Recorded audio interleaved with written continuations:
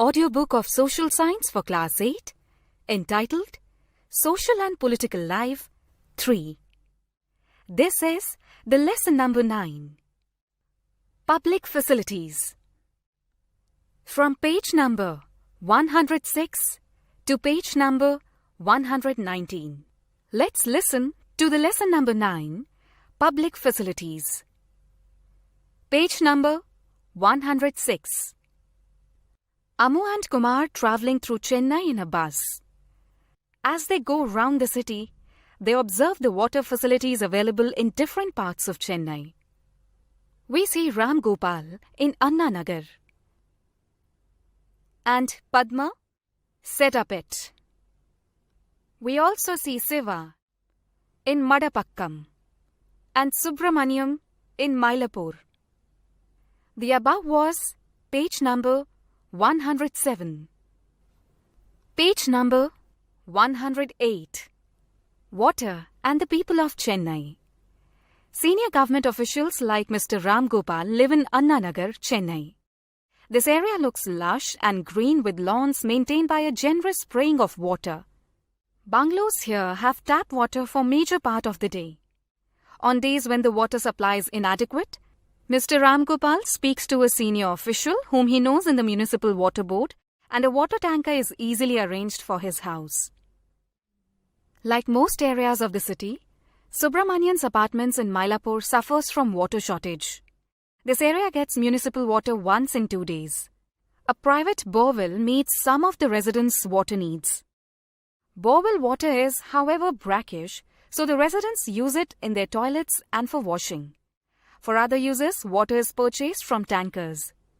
Subramanian spends up to Rs 500 to 600 per month on buying water from the tankers. For drinking water, residents have installed water purification systems in their homes. Siva lives on rent on the first floor of a house in Madipakkam and gets water once in 4 days. Shortage of water is one major reason why Siva can't bring his family to Chennai. For drinking, Siva buys bottled water. Padma works as a domestic help in Saidapet and lives in the nearby slum. She pays a rent of Rs 650 for the hutment, which has neither a bathroom nor a tap connection. For 30 such hutments, there is a common tap at one corner, in which water comes from a borewell for 20 minutes twice daily. A family gets to fill a maximum of 3 buckets within this time. The same water is used for washing and drinking. In summer, the flow becomes a trickle, so that one family gets water only at the cost of another. People have to wait long hours for water tankers. 1. You have seen the 4 situations illustrated above. Based on these, what impression do you get of the water situation in Chennai? 2. Pick out the various sources of water for household use from the description alongside. 3. What in your view is similar and what is different in Subramanian's and Padma's experiences? 4. Write a paragraph describing the water supply situation in your area. 5. Why does water flow in a trickle in summer in most places in India? Find out. Discuss. Is there a general shortage of water for everyone in Chennai? Can you think of 2 reasons why different people get varying amounts of water? Page number 109. Water as a part of the fundamental right to life. Water is essential for life and for good health. Not only is it necessary for us to be able to meet our daily needs, but safe drinking water can prevent many water-related diseases. India has one of the largest number of cases of diseases such as diarrhea, dysentery, cholera. Over 1,600 Indians, most of them children below the age of 5, reportedly die every day because of water-related diseases. These deaths can be prevented if people have access to safe drinking water. The Constitution of India recognizes the right to water as being a part of the right to life under Article 21. This means that it is the right of every person, whether rich or poor, to have sufficient amounts of water to fulfill his or her daily needs at a price that he or she can afford. In other words, there should be universal access to water. There have been several court cases in which both the High Courts and the Supreme Court have held that the right to safe drinking water is a fundamental right.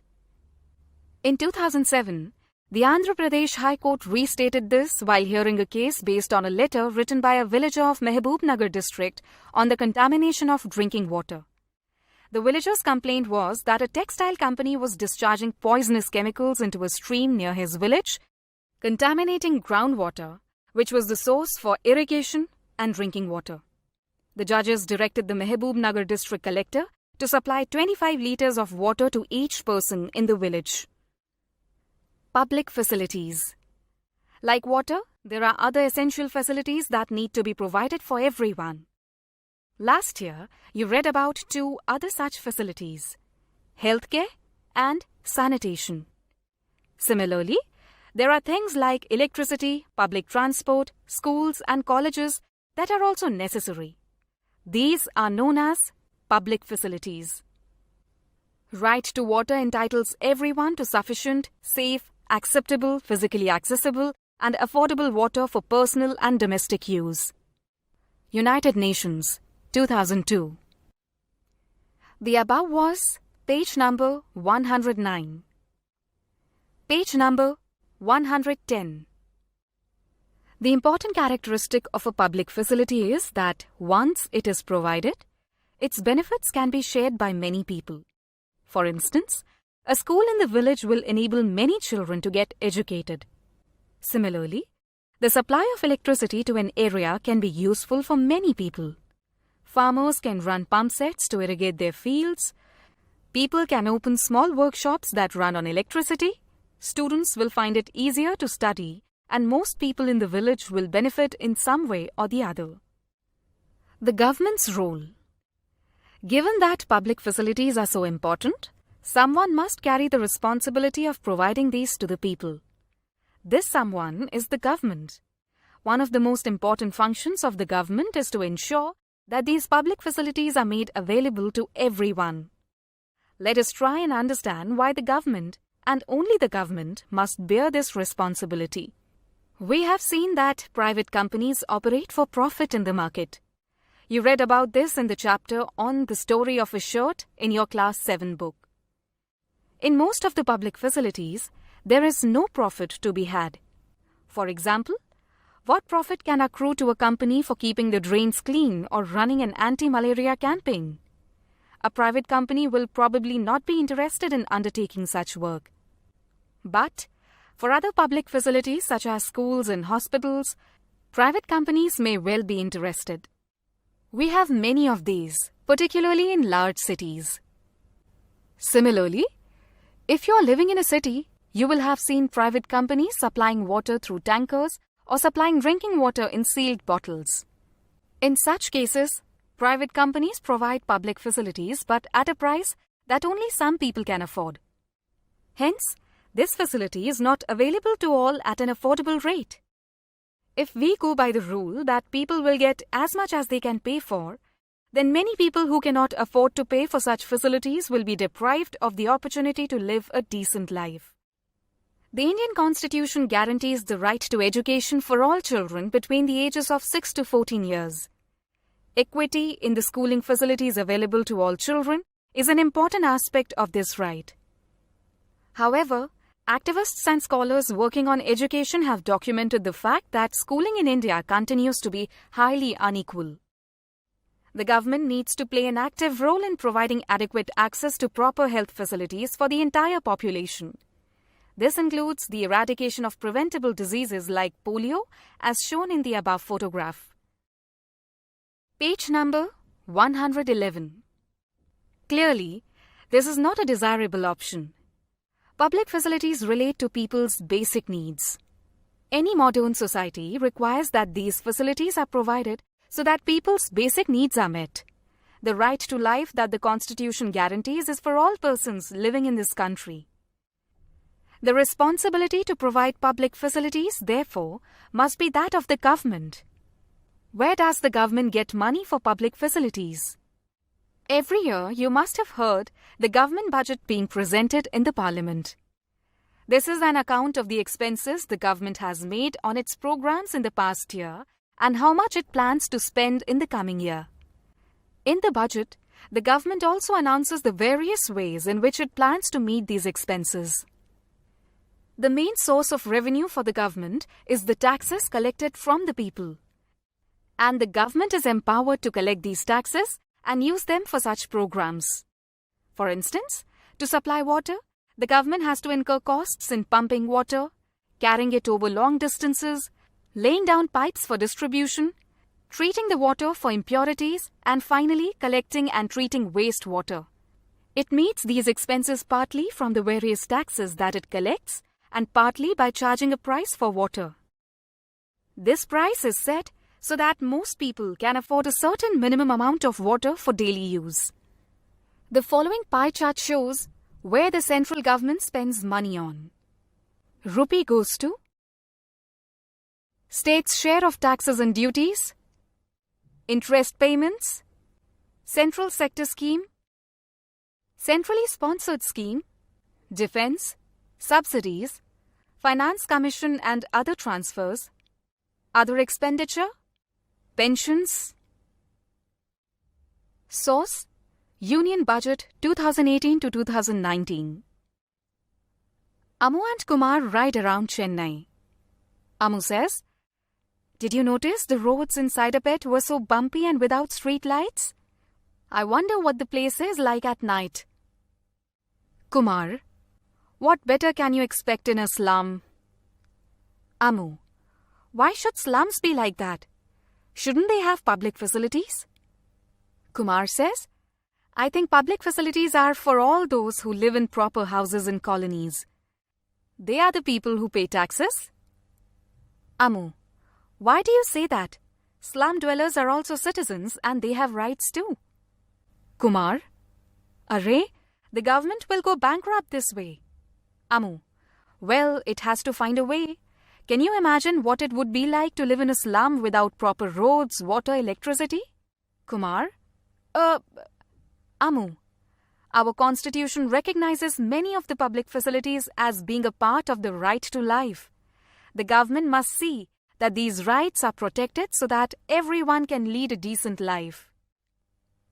Whose point of view do you agree with? Page number 112. 1. What are public facilities? Why should the government be responsible for providing public facilities? The government can get private companies to deliver some of the public facilities. For instance, contracts for building roads are given to private contractors. Distribution of electricity in Delhi is done by 2 private companies. However, the government must keep a close watch on these and ensure that these fulfill their commitment to reach these facilities to all people and at affordable prices. Why do you think the government must assume the overall responsibility for public facilities, even when it gets private companies to do part of the job? 3. Look at your water bill and find out what the minimum rate is for municipal water in your area. Does the rate increase as the use of water increases?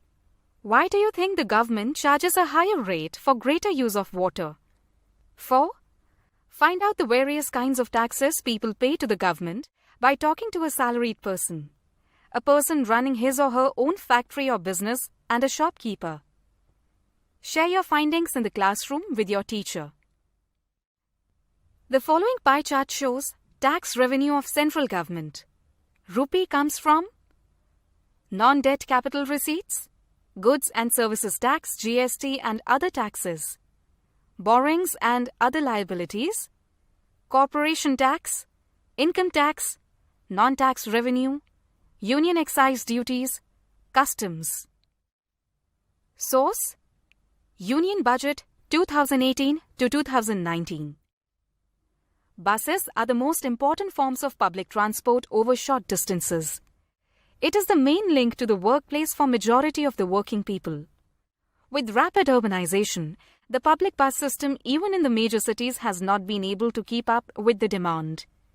As an alternative, the government has planned ambitious metro rail projects for Delhi and other metropolitan cities. Rupees 11,000 crore was spent from the government budget for the construction of the first segment of the metro rail in Delhi using the latest technology. People have pointed out that this massive expenditure could have been avoided if only a fraction of this amount was spent on upgrading the public bus system. Would you agree? What do you think could be the solution for other regions of India? Page number 113. Water supply to Chennai. Is it available to all? While there is no doubt that public facilities should be made available to all, in reality we see that there is a great shortage of such facilities. In the rest of this chapter, we will read about the provision of water, which, as we have seen, is a public facility of great importance. Water supply in Chennai, as we saw at the beginning of the chapter, is marked by shortages. Municipal supply meets only about half the needs of the people of the city on an average. There are areas which get water more regularly than others. Those areas that are close to the shortage points get more water, whereas colonies further away receive less water. The burden of shortfalls in water supply falls mostly on the poor. The middle class, when faced with water shortages, are able to cope through a variety of private means such as digging bore wells, buying water from tankers, and using bottled water for drinking.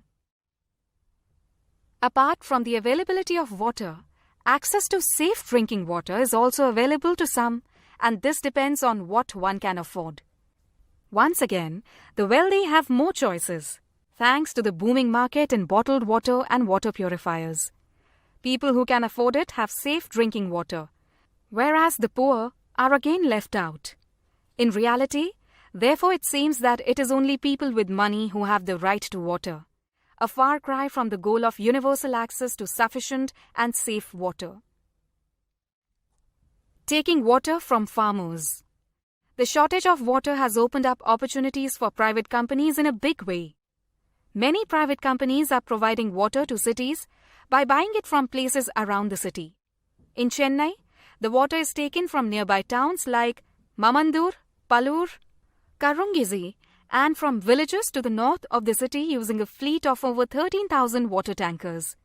Every month, the water dealers pay farmers an advance for the rights to exploit water sources on their land. This is water taken away not just from agriculture, but also from the drinking water supplies of the villagers. Groundwater levels have dropped drastically in all these towns and villages as a result. In rural areas, water is needed both for human use and use by the cattle. The sources of water are wells, hand pumps, ponds, and sometimes overhead tanks. Much of these are privately owned. Compared to the urban areas, there is an even greater shortage of public water supply in rural areas. Page number 114. In search of alternatives. The situation in Chennai is not unique. A similar scenario of shortages and acute crisis during the summer months is common to other cities of India. The shortage in municipal water is increasingly being filled by an expansion of private companies who are selling water for profit. Also common are the great inequalities in water use. The supply of water per person in an urban area in India should be about 135 litres per day, which is about 7 buckets. A standard set by the Urban Water Commission. Whereas people in slums have to make do with less than 20 litres a day per person, that is 1 bucket. People living in luxury hotels may consume as much as 1,600 litres, that is 80 buckets of water per day. A shortage of municipal water is often taken as a sign of failure of the government. Some people argue that since the government is unable to supply the amount of water that is needed and many of the municipal water departments are running at a loss, we should allow private companies to take over the task of water supply. According to them, private companies can perform better. Discuss. Do you think this would be a right step? What do you think would happen if the government withdraws from the task of supplying water? Consider the following facts. 1. Throughout the world, water supply is a function of the government. There are very few instances of private water supply. Public water supply in Porto Alegre. Porto Alegre is a city in Brazil. Though there are many poor people in this city, what is remarkable is that it has far lower number of infant deaths as compared to most other cities of the world. The city's water department has achieved universal access to safe water, and that is the main reason behind the lower number of infant deaths. The average price of water is kept low, and the poor are charged half the basic rate. Whatever profit the department makes is used to improve the water supply. The working of the water department is transparent, and people can have a direct say in deciding which projects the department should take up. Through a process of public meetings, people hear what the managers have to say and also vote on their priorities. The above was page number 114, page number 115. 2. There are areas in the world where public water supply has achieved universal access. See box below. 3. In a few cases, where the responsibility for water supply was handed over to private companies, there was a steep rise in the price of water, making it unaffordable for many. Cities saw huge protests, with riots breaking out in places like Bolivia, forcing the government to take back the service from private hands. 4. Within India, there are cases of success in government water departments, though these are few in number and limited to certain areas of their work. The water supply department in Mumbai raises enough money through water charges to cover its expenses on supplying water. In Hyderabad, a report shows that the department has increased coverage and improved performance in revenue collection. In Chennai, the department has taken several initiatives for harvesting rainwater to increase the level of groundwater. It has also used the services of private companies for transporting and distributing water, but the government water supply department decides the rate for water tankers and gives them permission to operate. Hence, they are called on contract. Discuss the main ideas in the above section. What do you think can be done to improve water supply? Do you think it is also important to conserve resources like water and electricity and to use more public transport? Mumbai's suburban railway is a well-functioning public transport system. It is the densest route in the world, attending to 65 lakh passengers daily. Extending over a distance of 300 kilometers, these local trains allow people living far away from Mumbai to find work in the city. Note that the high cost of housing in cities makes it impossible for an average worker to live in the city. Page number 116. Extending sanitation facilities. Latrines for us, they exclaimed in astonishment. We go and perform our functions out in the open. Latrines are for you big people. Mahatma Gandhi recounting untouchables' grievances. Rajkot Sanitation Committee, 1896. Besides safe drinking water, sanitation is a must in prevention of waterborne diseases. However, the sanitation coverage in India is even lower than that of water. Official figures for 2011 show that 87% of the households in India have access to drinking water and about 53% have access to sanitation, that is, toilet facilities within the premises of residents. Once again, it is the poor, both in the rural and urban areas, who lack access to sanitation. Sulabh, a non-government organization, has been working for nearly 5 decades to address the problems of sanitation facing low-caste, low-income people in India. It has constructed more than 8,500 community toilet blocks and 1.5 million household toilets, giving access to sanitation to 20 million people. The majority of the users of the Sulabh facilities are from the poor working class. Sulabh enters into contracts with municipalities or other local authorities to construct toilet blocks with government funds.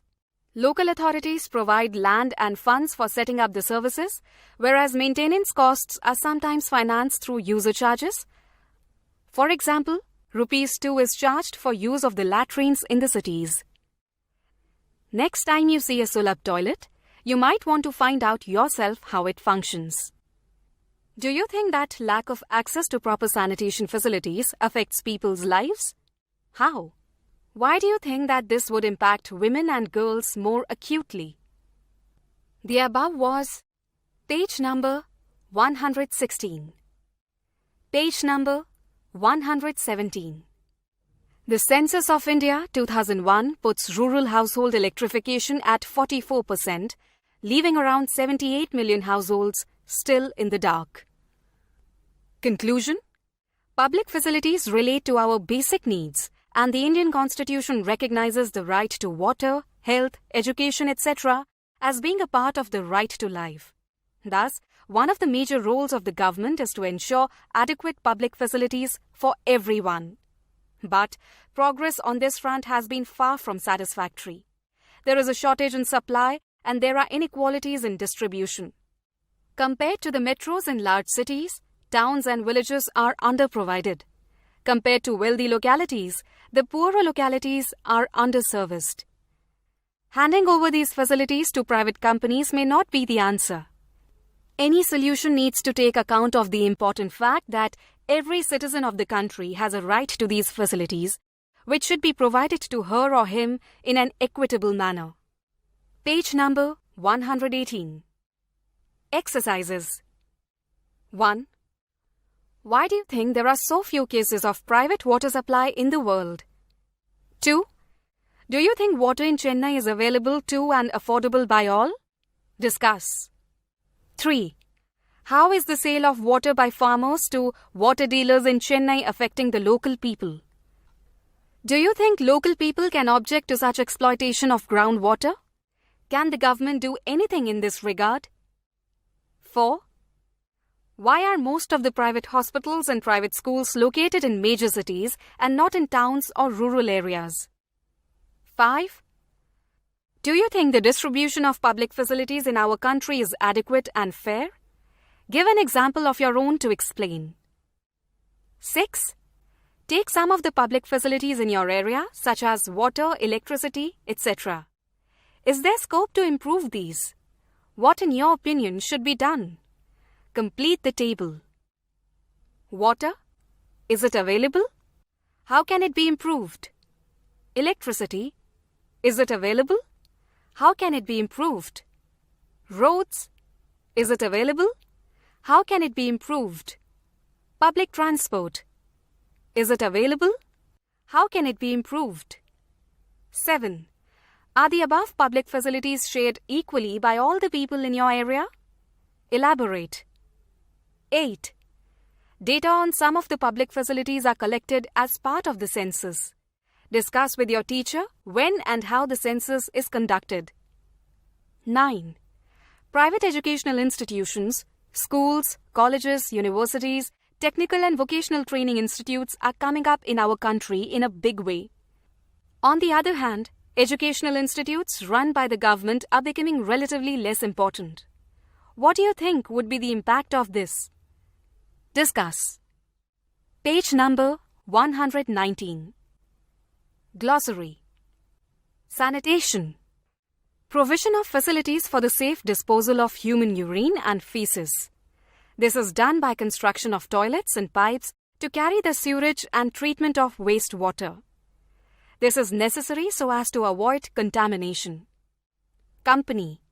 A company is a form of business set up by people or by the government. Those that are promoted and owned by individual or groups are called private companies. For example, Tata Steel is a private company, whereas Indian Oil is a company run by the government. Universal access.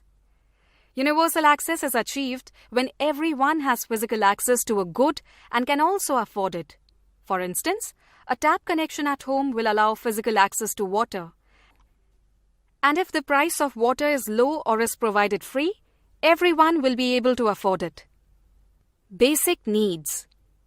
Primary requirements of food, water, shelter, sanitation, health care, and education necessary for survival. The Chapter 9 of total 10 chapters of the book ends here.